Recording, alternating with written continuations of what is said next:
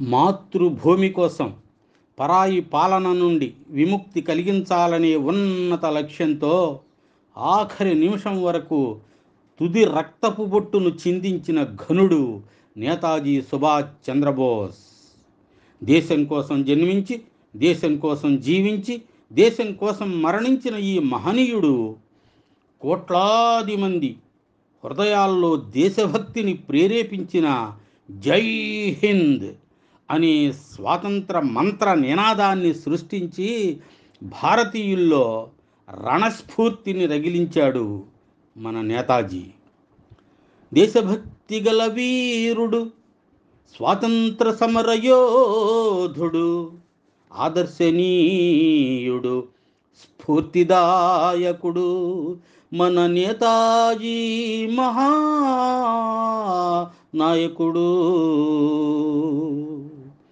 మహానాయకుడు మన నేతాజీ.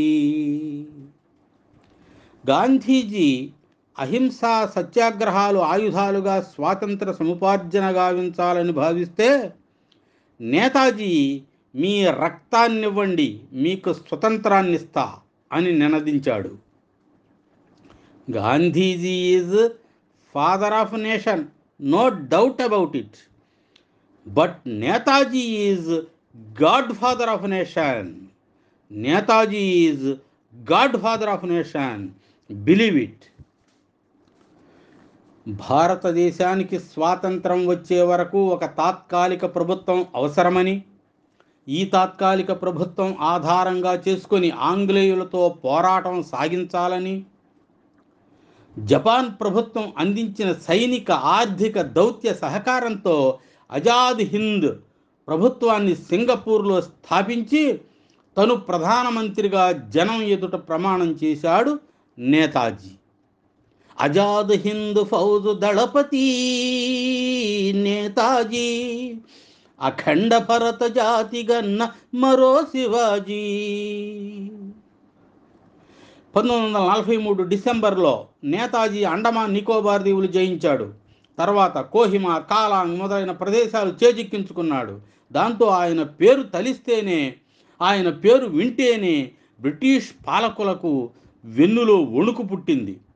1944 మార్చి 21న తాను తయారు చేసిన భారత జాతీయ సైన్యం, Indian national army, Bharat Burma సరిహద్దులు దాటి భారత భూభాగంలోకి ప్రవేశించింది. కొద్ది వారాల్లోనే మణిపూర్ రాజధాని ఇంఫాల్ శివారు ప్రాంతాలకు చేరింది. ఇక్కడ భారత జాతీయ సైన్యం, బ్రిటిషు సైన్యాలకు మధ్య భీకర పోరాటం జరిగింది. సరిగ్గా ఇదే సమయంలో ప్రకృతి ఆజాద్ హింద్ ఫౌజ్కు తోడ్పడలేదు. వేసవి పూర్తి కాకముందే వర్షాలు ప్రారంభమై సైన్యానికి అనేక ఇక్కట్లు ఆరంభమయ్యాయి.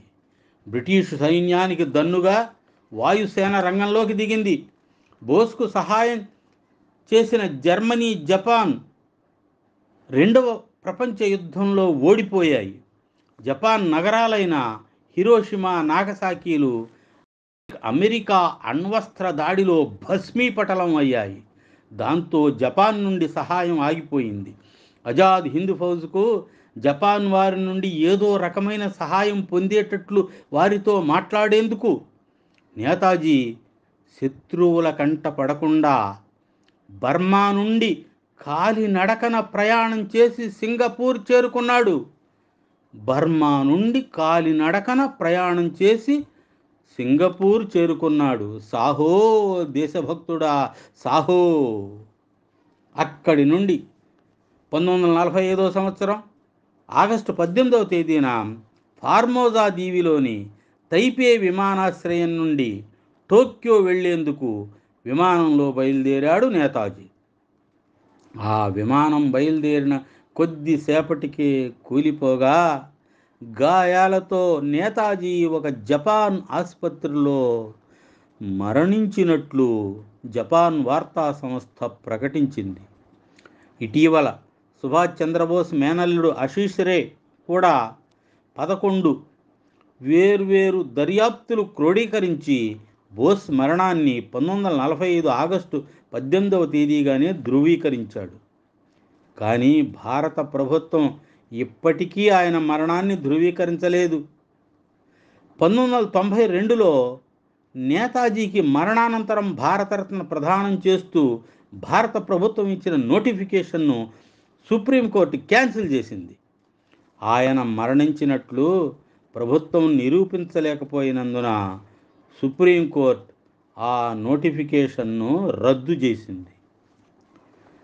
జయంతే కాని వర్ధంతి లేని మహానాయకుడైన సుభాష్ చంద్రబోసుకు నివాళులర్పిస్తూ జై హింద్ నినాద సృష్టికర్తకు జై హింద్.